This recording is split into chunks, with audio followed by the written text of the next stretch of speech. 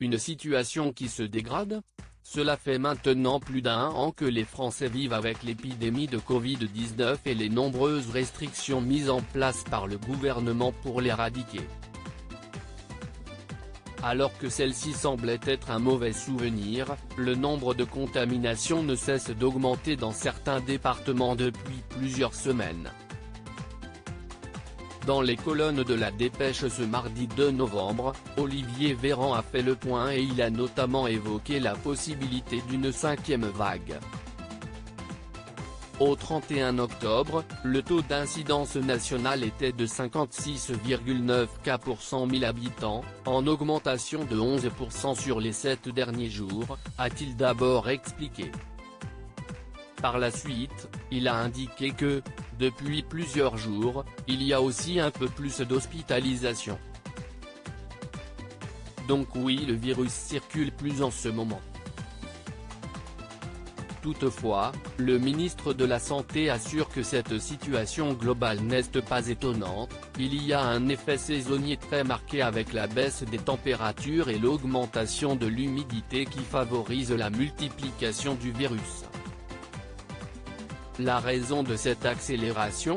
Le fait qu'on sorte moins à l'extérieur dans cette période, a conclu Olivier Véran. Il est confiant.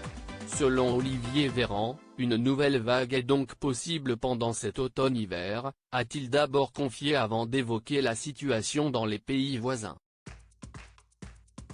Le Royaume-Uni a des niveaux d'incidence élevés.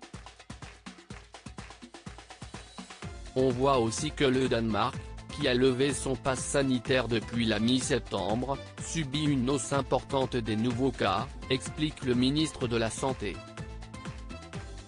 Toutefois, il se veut rassurant et affirme que, même si la vigilance est de mise, la France a plusieurs cordes à notre arc pour négocier au mieux cette évolution et la transformer en simple vaguelette pour le système de soins si tout le monde est solidaire.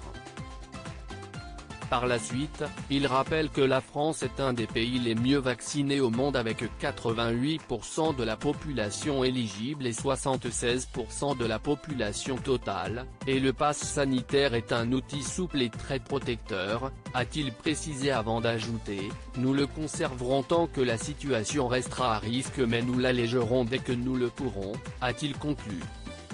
Olivier Véran, quelle est la meilleure solution pour éradiquer le virus selon lui ?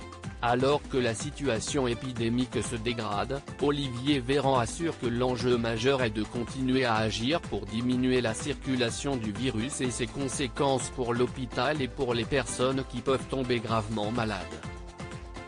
Pour cela, le ministre de la Santé a souhaité rappeler qu'il est essentiel que toutes les personnes éligibles, je pense en particulier aux personnes âgées, fassent leur rappel de vaccin Covid ainsi que leur vaccination contre la grippe, affirme-t-il d'abord. Parmi les autres mesures à respecter, il y a également le port du masque dès que c'est nécessaire, se laver les mains et respecter les gestes barrières.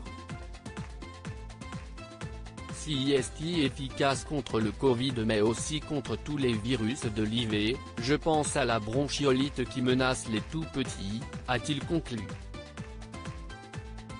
Loading DJ.